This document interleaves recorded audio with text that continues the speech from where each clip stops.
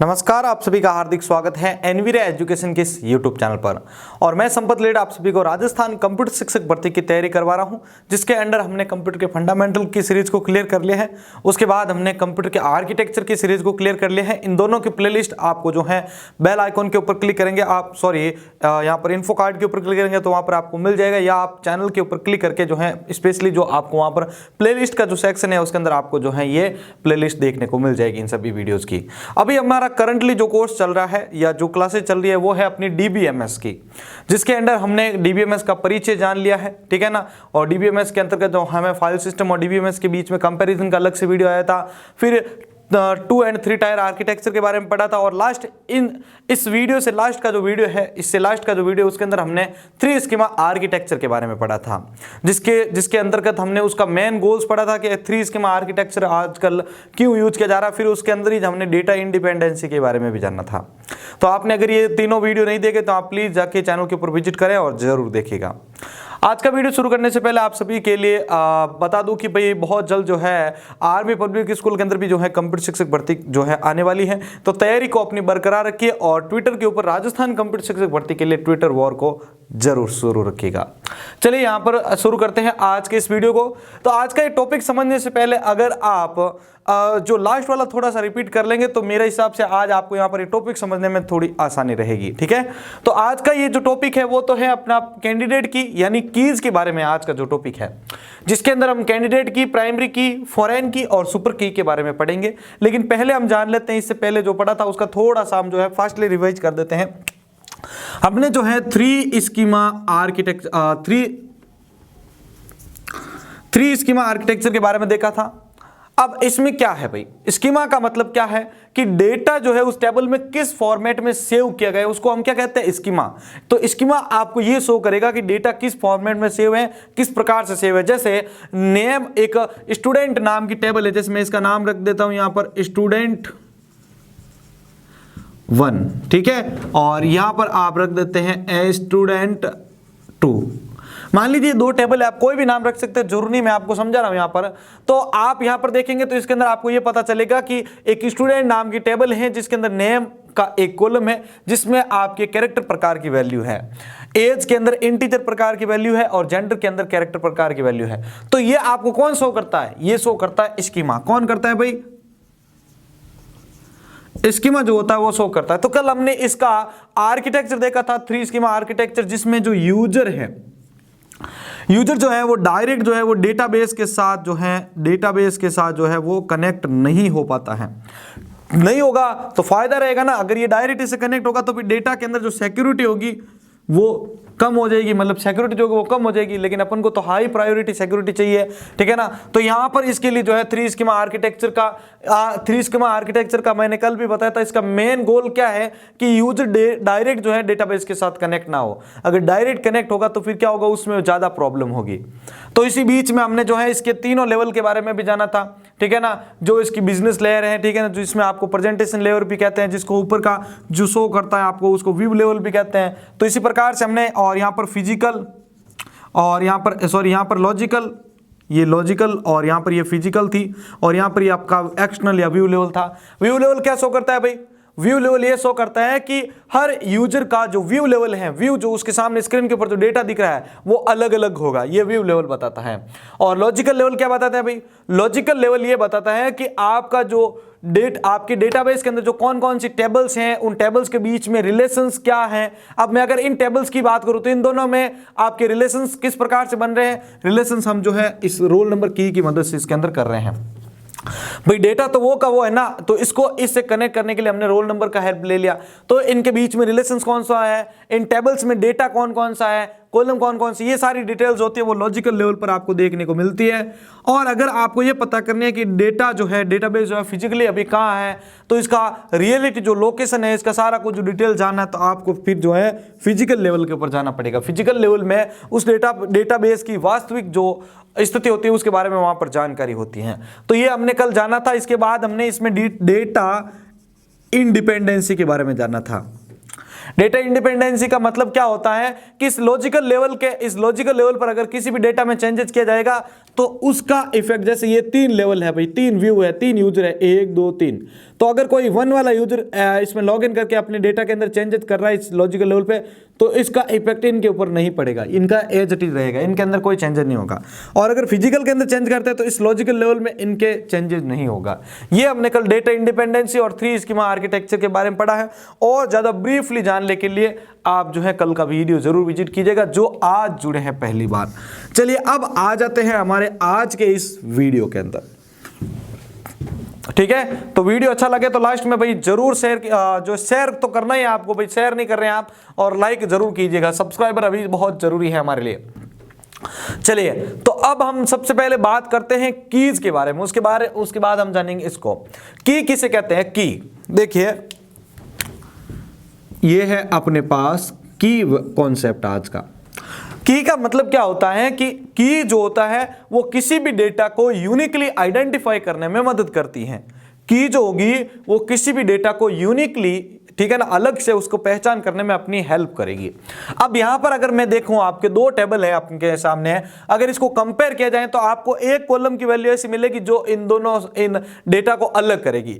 अगर आप थोड़ा सा ध्यान देंगे तो यहां पर देखिए Ram 21 male, Shyam 18 male, Sonu 19F female है, और यहां पर राम 21 मेल। अब यहां पर आप ध्यान देखेंगे तो एक कैंडिडेट ऐसा है जिसके डबल जो है डेटा है, जैसे यहां पर भी राम का डेटा है, यहां पर भी राम का डेटा है, कोई भी चेंजेस नहीं है। ये भी 21 है मेल है, ये भी 21 है मेल, और हो भी सकता है, कोई जरूर नहीं है भाई एक ही नाम के 2 व्यक्ति भी हो सकते हैं, उनकी एज भी सेम हो सकती है, ठीक है, और उनका जेंडर भी सेम हो सकता है, कोई प्रॉब्लम नहीं है। लेकिन हम इसको अलग से कैसे पहचानेंगे भाई, जैसे मान लिया मेरी कोई क्लास है, उसके अंतर्गत ये दोनों आ रहे हैं, अब उनमें से किसी एक की फीस बाकी है, तो मैं उनको कैसे पहचानूंगा, या कैसे मैं अपने पास उसको नोट डाउन करूंगा कि भाई किसकी फीस बाकी है, किससे क्या काम है मेरा, तो मैं इसे पता नहीं कर पाऊंगा। तो मैं फिर जो है की हेल्प लूंगा।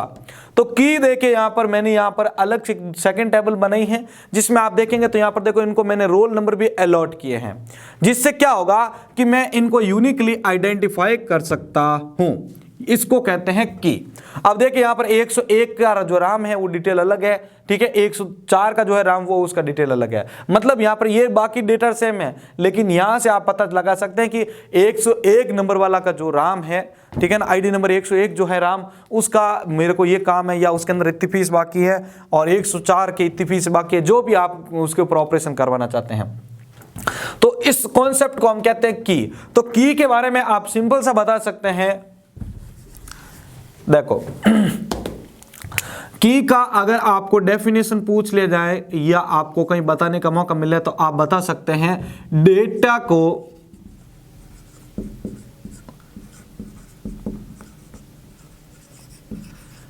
को यूनिकली आइडेंटिफाई करने में की का प्रयोग होता है।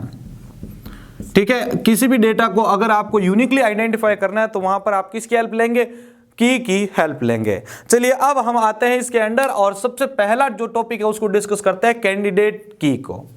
तो अभी हमने जैसे की के बारे में पढ़ा था, तो कैंडिडेट की किसे कहते हैं, बहुत ही शानदार एग्जांपल के साथ समझना है आपको कि ऐसी की जो डेटा को या ऐसी की का कलेक्शन, बहुत सारी की हो सकती है, एक की नहीं होगी कैंडिडेट की के अंदर, ऐसी कीज बोल रहा हूं भी ना, ऐसी कीज का कलेक्शन जो डेटा को यूनिकली आइडेंटिफाई करने में मदद करती है, उसको हम कैंडिडेट की कहते हैं। कैसे, अब देखिएगा यहां पर कौन कौन सी की हो सकती है जो भाई डेटा को यूनिकली आइडेंटिफाई करती हैं। तो मैं यहां पर देखिए आपको हेडिंग दे देता हूं जिससे आपको समझ में आ जाएगा।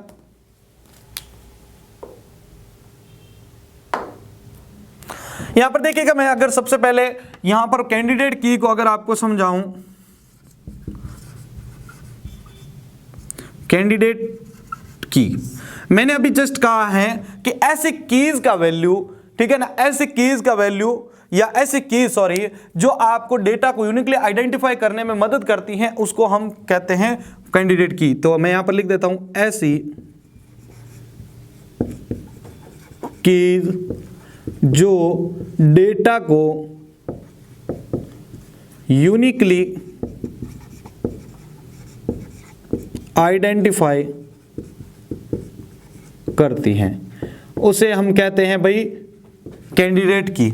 सिर्फ एक की है तो उसको हम की कह देंगे, लेकिन ऐसे कीज का बहुत सारा जो कीज है उनका कलेक्शन जो होगा, ग्रुप जो होगा, उसको हम क्या कहते हैं, कैंडिडेट की कहते हैं। अब कौन कौन सी कैंडिडेट की हो सकती है भाई, तो यहां पर देखिएगा, इसका अगर एग्जाम्पल मैं आपको बताऊं कौन कौन सी कीज होती है जिसकी मदद से आप कर सकते हैं, तो बेसिकली जो हम ज्यादातर यूज लेते हैं तो कौन कौन सी हो सकती हैं, मोबाइल नंबर हो सकती हैं, आधार नंबर हो सकता है, ठीक है ना, आधार कार्ड नंबर हो सकता है। अगर नेक्स्ट देखें हम यहाँ पर, तो आपका जो आईडी नंबर होता है वो हो सकता है, और रोल नंबर हो सकते हैं, और रजिस्ट्रेशन नंबर हो सकते हैं, और कोई अगर आपको याद है तो भाई बता सकते हैं सभी। ऐसे कॉलम या ऐसी की जो आपको डेटा को यूनिकली आइडेंटिफाई करने में मदद करती है, उनको हम कैंडिडेट की कहते हैं। तो जिसमें आप मोबाइल नंबर जो होते हैं ना, वो आपको यूनिकली आइडेंटिफाई कर सकते हैं। मोबाइल नंबर की वैल्यू कभी सेम नहीं हो सकती है, मोबाइल नंबर सभी के अलग होते हैं। इसी प्रकार से आधार कार्ड देखेंगे तो आधार कार्ड, प्रत्येक आधार कार्ड जो है, जो होल्डर है उसका प्रत्येक आधार कार्ड नंबर जो है अलग होता है। आईडी नंबर जो होता है, अगर किसी को आईडी नंबर दे रखा है तो वो अलग हो सकता है, रोल नंबर अलग हो सकता है, जैसे आईडी में एम्प्लॉय आईडी नंबर जो होती है वो अलग हो सकती है, और रजिस्ट्रेशन नंबर है। बहुत सारी ऐसी वैल्यूज हैं जो आपको किसी भी डेटा को यूनिकली आइडेंटिफाई करने में मदद करती हैं, तो उसको हम क्या कहते हैं भाई, कैंडिडेट की कहते हैं। तो इसका सिंपल सा याद रखना है आपको कि ऐसी की का संग्रह, ठीक है ना, या ऐसी की का कलेक्शन जो डेटा को यूनिकली आइडेंटिफाई करती हैं, उसको हम कहते हैं कैंडिडेट की। और कैंडिडेट की के ये सारे एग्जांपल आपके सामने पड़े हैं, मोबाइल नंबर, आधार नंबर, रोल नंबर और रजिस्ट्रेशन नंबर, ठीक है। तो एक बार इसका स्क्रीनशॉट ले लें, फिर हम बात करते हैं नेक्स्ट प्राइमरी की के बारे में।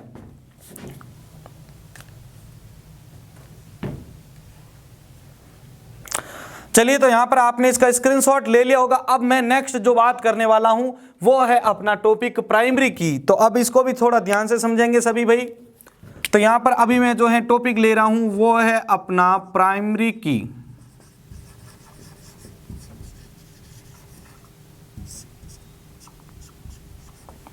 प्राइमरी की किसे कहते हैं, तो प्राइमरी की जो होता है बेसिकली किसी भी टेबल के अंदर एक ऐसा जो है की डिफाइन की जाती है जो पूरे डेटा को यूनिकली आइडेंटिफाई करवाएगी, जो जितना भी टेबल के अंदर डेटा होता है उसको यूनिकली आइडेंटिफाई करने में मदद करेगी। और ध्यान रखना, प्राइमरी की एक ही हो सकती है, एक से अधिक प्राइमरी की उस टेबल में नहीं होगी। जैसे इस टेबल का अगर आप ध्यान दें तो इस टेबल में जो है आपके प्राइमरी की कौन सी है, ये रोल नंबर आपके प्राइमरी की है। तो प्राइमरी की के बारे में आपको कुछ बातें ध्यान ये रखनी है कि प्राइमरी की जो वैल्यू होती है वो कभी भी खाली नहीं रह सकती, यानी उसके ऊपर नॉट नल कांस्टेंट होता है। तो आप यहां पर कह सकते हैं, सबसे पहला पॉइंट ये होता है कि एक टेबल में एक ही प्राइमरी की हो सकती हैं। अगर आपको दूसरा इसके बारे में पॉइंट याद रखना है तो यह होगा कि प्राइमरी की नॉट नल, या जिसको बोल सकते हैं जिसकी वैल्यू खाली नहीं छोड़ी जा सकते हैं, तो प्राइमरी की नॉट नल नहीं हो सकती हैं। यानी जिसकी, जैसे ये प्राइमरी की मैंने सेट कर दी तो इसके वैल्यू को खाली नहीं छोड़ा जा सकता है, वो मैं यहां पर कहना चाह रहा हूं आपको कि प्राइमरी की जो वैल्यू होती है वो खाली नहीं छोड़ी जा सकती है। ये प्राइमरी की के बारे में आपको दोनों चीजें याद रखनी है। तो प्राइमरी की के बारे में क्या हो सकता है कि किसी भी टेबल में एक ऐसी की सेट की जाती है जो पूरे डेटा को यूनिकली आइडेंटिफाई करेगी, उसको हम क्या कहेंगे भाई, प्राइमरी की कहेंगे। तो प्राइमरी की जो होती है वो एक ही जो होती है टेबल के अंदर, ठीक है ना।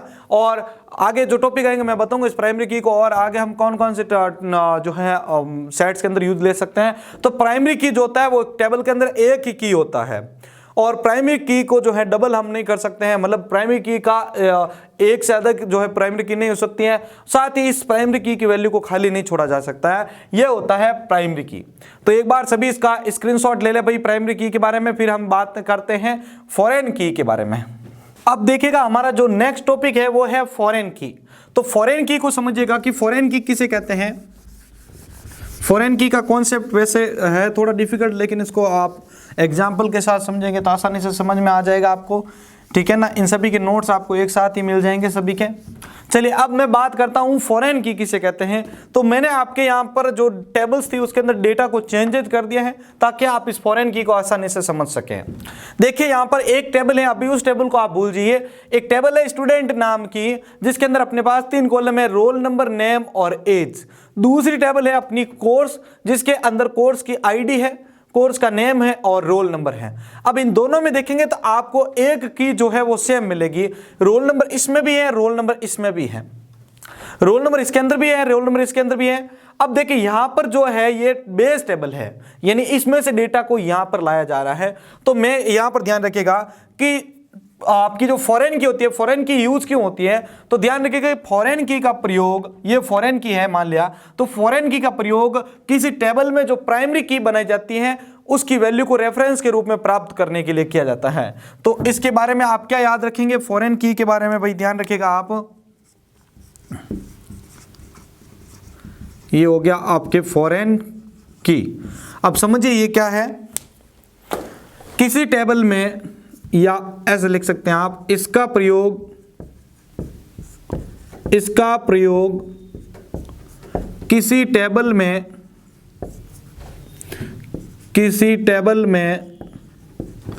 बनाई गई प्राइमरी की की वैल्यू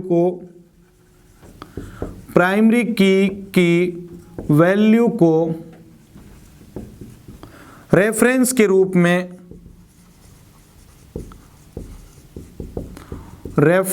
रूप में प्राप्त करने के लिए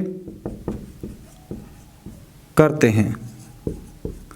तो यहां पर आपका ये डाउट तो क्लियर हो गया भाई फॉरेन की क्या होता है या फॉरेन की का यूज क्यों होता है, कि किसी टेबल के अंदर जो प्राइमरी की है, मान लीजिए कि ये प्राइमरी की है, प्राइमरी की पी के, ठीक है, ये प्राइमरी की है, इसको यहां पर लेके आना है। तो यहां पर तो प्राइमरी की है, अब इसकी जितनी भी वैल्यू वो रेफरेंस के रूप में यहां पर जाएगी इसके पास, तो हम इसे क्या कहेंगे, फॉरेन की कहेंगे। या अब एक चीज ध्यान रखिएगा कि जिस टेबल में प्राइमरी की है और जिसमें फॉरेन की है, तो इनको हम अलग अलग रूप में कैसे जानेंगे, कि जिस टेबल में प्राइमरी की है उसको हम कहेंगे रेफरेंस्ड टेबल। क्या कहेंगे भाई, रेफरेंस्ड टेबल। और जिस टेबल में इस प्राइमरी की को रेफरेंस के रूप में प्राप्त किया गया है उसको हम कहेंगे रेफरेंसिंग टेबल।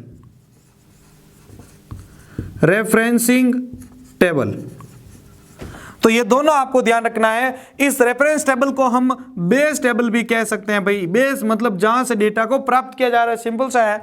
तो जिस टेबल में प्राइमरी की मौजूद है उसको हम रेफरेंस या बेस टेबल कहते हैं, और जिस टेबल में प्राइमरी की को एज रेफरेंस प्राप्त किया गया है उसको हम क्या कहेंगे, रेफरेंसिंग टेबल कहेंगे। तो ये दोनों चीजें भी इसके साथ आप रख सकते हो कि जिस टेबल के अंदर जो है प्राइमरी की मौजूद है उसको हम कहेंगे रेफरेंस्ड टेबल और बेस टेबल। और जिस टेबल से, ये देखो एग्जाम में क्वेश्चन आ चुका है इसका, कि अगर किसी भी की वैल्यू को रेफरेंस के रूप में प्राप्त किया जा रहा है तो जिस टेबल में प्राइमरी की मौजूद है वो निम्न में से किस नाम से जानी जाएगी। तो वहां पर एक रेफरेंस टेबल था, इसलिए मैंने इस टॉपिक को समझाया है। तो ये रेफरेंस टेबल और बेस टेबल सेम है, और जिस टेबल में प्राइमरी की आ रही है ये, इसको हम टेबल को रेफरेंसिंग टेबल कहेंगे। तो यहां पर आपको ये समझ में आ चुका होगा फॉरेन की किसे कहते हैं। अब इसका सिंटैक्स जान लीजिए भाई, सिंटैक्स जानना बहुत ही जरूरी है। अगर आपको किसी भी टेबल को जो है यहाँ पर फॉरेन की के रूप में यूज करना, किसी टेबल में किसी वैल्यू को, किसी की और वैल्यू को, तो वहां पर आप कैसा सिंटैक्स यूज करेंगे। तो उसके लिए सिंटैक्स है आपका क्रिएट टेबल। टेबल का नेम क्या है भाई, यहाँ पर कोर्स। तो मैं यहाँ पर लिख देता हूँ टेबल का नेम है आपका कोर्स। ये सारे के सारे नोट्स में लिखे हैं भाई, आप थोड़ा समझना है इसको, ठीक है ना। अभी लिखने की आप होता मत करना। तो यहाँ पर है जैसे क्रिएट टेबल कोर्स, यानी टेबल का नेम आ गया यहाँ पर। अब इसके अंदर कौन कौन से ब्रैकेट है भाई, पहला ब्रैकेट है अपना CID, कोर्स आईडी। किस प्रकार की वैल्यू है भाई, इंटीजर प्रकार की है, तो इंटीजर। इसका साइज ले लेता हूं मैं, जैसे इसके अंदर जैसे 4, ठीक है। और उसके बाद दूसरा कॉलम कौन सा है अपना, तो दूसरा कॉलम है अपना कोर्स नेम। ध्यान रखिएगा कि एसक्यूएल के अंदर और आपके जहां पर भी आप इस क्वेरी को लिखते हैं तो उसमें दो जो आपके पास स्ट्रिंग्स है उसके बीच में जो है आप स्पेस नहीं दे सकते, उसके लिए आपको अंडरस्कोर यूज करना पड़ेगा। तो देखिए मेरे पास कोर्स नेम है कॉलम, इसके अंदर मैं वेयर केयर प्रकार की वैल्यू जो है कैरेक्टर प्रकार की जो वैल्यू है वो लेके आ रहा हूं। साइज में जो है इसके अंदर दे देता हूं, जैसे मान लिया 15 का। और लास्ट कॉलम हमने देखो यहाँ पर रोल नंबर बनाया है, तो पहले तो एज इट इज लिख दो आप, रोल नंबर नाम का कॉलम बनाया है भाई मैंने। उसके बाद में मैंने रोल नंबर जो है मैंने कॉलम बनाए हैं, उसके बाद मैं यहाँ पर इंटीजर प्रकार की वैल्यू दे रहा हूं। लेकिन अब यहाँ पर जानिएगा कि यहाँ पर साइज लिखने की जरूरत नहीं, क्योंकि ये तो रेफरेंस हो रहा है यहाँ से। तो अब यहाँ पर हम लिखेंगे पहले उस टेबल का नेम, पहले लिखेंगे हम रेफरेंस यहाँ पर, सॉरी। इसका मतलब क्या हुआ कि एक रोल नंबर नाम का कॉलम बनाओ जिसमें इंटीजर वैल्यू आएगी। अब मैं कहूंगा रेफरेंस, यानी अब प्राप्त करना है कहां से, टेबल का नेम क्या है भाई, स्टूडेंट। और उसके अंदर से स्टूडेंट में से भी कॉलम बहुत सारे, कौन से कॉलम की वैल्यू लानी है, तो आप लिखेंगे इसके अंदर आप रोल नंबर। ये आपका होता है इसका सिंटैक्स, किसका, एक फॉरेन की को जो है अगर किसी टेबल में अगर आप डिक्लेयर करना चाहते हो तो ये आपका क्या होगा भाई, सिंटैक्स होगा। तो यहां पर अगेन वापस इसको थोड़ा सा रिपीट कर लेते हैं कि मुझे जैसे ये टेबल तो थी मेरे पास, अब मैं एक टेबल क्रिएट कर रहा हूं जिसके अंदर रोल नंबर को मेरे को फॉरेन की के रूप में यूज करना है। तो क्या करेंगे, क्रिएट टेबल, टेबल का नाम क्या है, कोर्स, ठीक है। उसके बाद हम क्या बनाएंगे, ब्रैकेट कोर्स आईडी। तो ये कोर्स आईडी है, किस प्रकार की वैल्यू है अंदर, इंटीजर प्रकार की। जो नंबरिक वैल्यू आ रही है उसके लिए डेटा टाइप कौन सा है, इंटीजर। तो मैंने यहाँ पर इंटीजर ले लिया, ठीक है। उसके अंदर मैंने साइज रख दी 4, जैसे ये 4 तक इसके अंदर जो है साइज आ सकती है, जो भी अंदर जो हम डिटेल्स डालेंगे वैल्यू की साइज। यहाँ पर देखिए आप कोर्स नेम मैंने दूसरा ब्रैकेट बनाया, ठीक है। और यहाँ पर इसके अंदर मैं वेरिएबल कैरेक्टर प्रकार की वैल्यू ले रहा हूँ, इसकी साइज मैंने 15 दे दी। कोई कोर्स का लेंथ अगर बड़ा हो तो, या उस कोर्स के नाम की वैल्यू बड़ी हो तो। अब लास्ट मैंने कॉलम बनाया रोल नंबर। तो यहां पर देखिएगा कि रोल नंबर को मैं एज अ फॉरेन की, देखो यहां पर तो प्राइमरी की है, ये आपका है फॉरेन की, ठीक है। तो यहां पर देखिए फॉरेन की को यूज कर रहा हूं। अब इसमें देखिए आप कि मैं रोल नंबर की ब्रैकेट बना रहा हूं, ठीक है। इंटीजर प्रकार की वैल्यू आ रही है, एकदम बढ़िया है। अब यहां पर देखिए मैं लिखूंगा रेफरेंस, तो ये समझ जाएगा मुझे रेफरेंस लेना है। तो रेफरेंस लेंगे कहां से, स्टूडेंट नाम की जो टेबल है उसके अंदर एक रोल नंबर नाम का स्टूडेंट टेबल है, उसके अंदर जो है आपका रोल नंबर का जो ब्रैकेट है उसकी जो वैल्यू है या उस की जो वैल्यू है वो अपन को रेफरेंस के रूप में लानी है। तो ये वैल्यू एज इट इज यहाँ पर आ गई। अब इन दोनों के बीच में लिंक भी हो चुका है फॉरेन की के माध्यम से। तो ये आपका होता है यहाँ पर फॉरेन की। आया भाई सभी को समझ में। अब अपना लास्ट बचता है सुपर की। तो इस सुपर की को समझे सभी, सुपर की किसे कहते हैं, सिंपल सा कॉन्सेप्ट है इसका। तो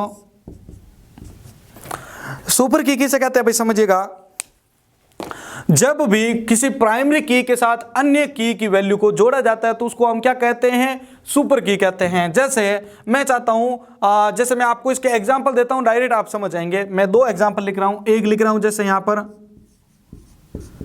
रोल नंबर प्लस एज, दूसरा मैं ले रहा हूं नेम प्लस एज। मैंने यहां पर ये 1 2 ये 1 2 ये एग्जाम्पल दोनों के दोनों अलग है, ध्यान से रखिएगा।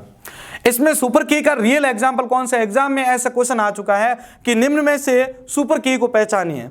तो सुपर की का जोड़ा कौन सा हो सकता है, जिसमें एक कम से कम कैंडिडेट की होना जरूरी है, ठीक है। एक कैंडिडेट की होना जरूरी है। जब किसी कैंडिडेट की के साथ अन्य की का प्रयोग किया जाता है तो उसको हम सुपर की कहते हैं। अब कैसे है, जैसे रोल नंबर जो होता है ना वो कैंडिडेट की के अंतर्गत आता है। मैंने आपको बताया था कैंडिडेट की किसे कहते हैं, ऐसे कीज का कलेक्शन जो आपको किसी भी डेटा को यूनिकली आइडेंटिफाई करने में मदद करती है। तो यहां पर देखिए आपका जो पहला वाला जो है वो सही है। कैसे कि देखिए रोल नंबर की जो वैल्यू है वो हमेशा यूनिक होती है। अब उसके साथ आप कोई भी की को जोड़ो ना वो उसको यूनिकली आइडेंटिफाई कर देगा, ठीक है। अब यहां पर देखिए नेम और एज, ये दोनों के दोनों ऐसे की को हमने जो है कलेक्ट किया है जो कभी भी डुप्लीकेट हो सकती है। जैसे नेम डुप्लीकेट हो सकता है, एज डुप्लीकेट हो सकती है। तो यहां पर आप इसको सुपर की नहीं कहेंगे।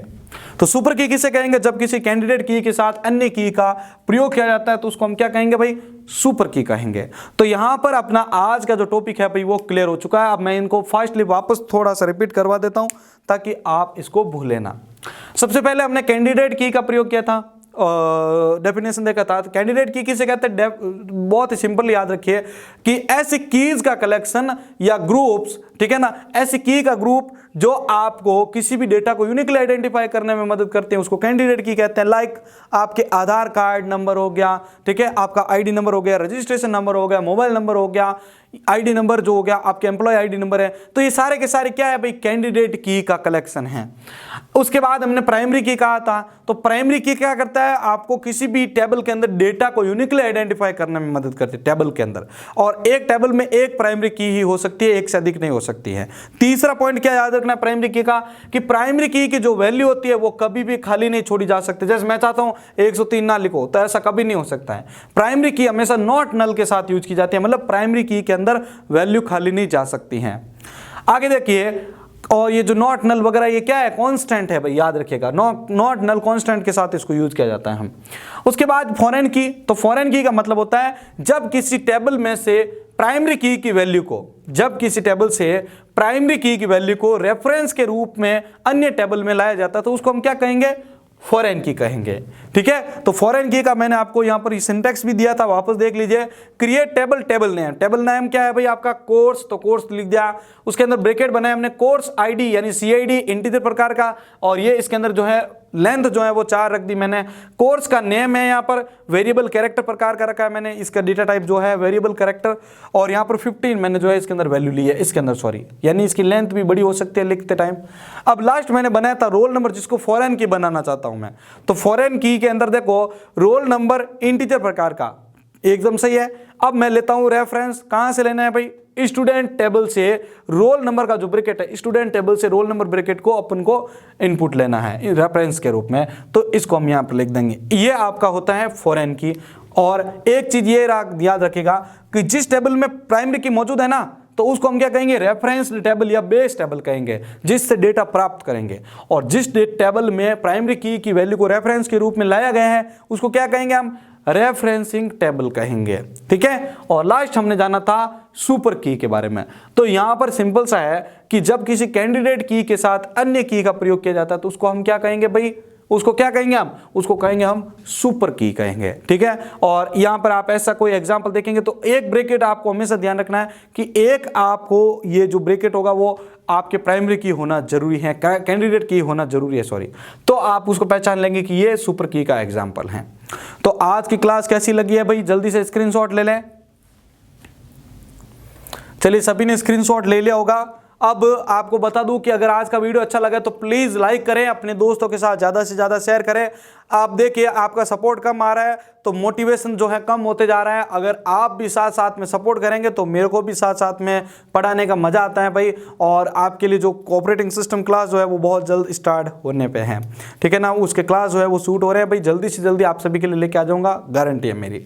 और प्रोग्रामिंग के जो कोर्स है वो 10K के बाद ही शुरू होंगे, आपको बता रखा है शुरू से ही मैंने, ठीक है ना। तो प्लीज सपोर्ट करते रहें अपने इस यूट्यूब की फैमिली को। दीपावली से पहले पहले अपन को 10K के अंदर कन्वर्ट करना है। इसी के साथ मैं संपत लीड आप सभी से अलविदा ले रहा हूं। मिलते हैं नेक्स्ट वीडियो ER मॉडल के साथ। जय हिंद, जय भारत।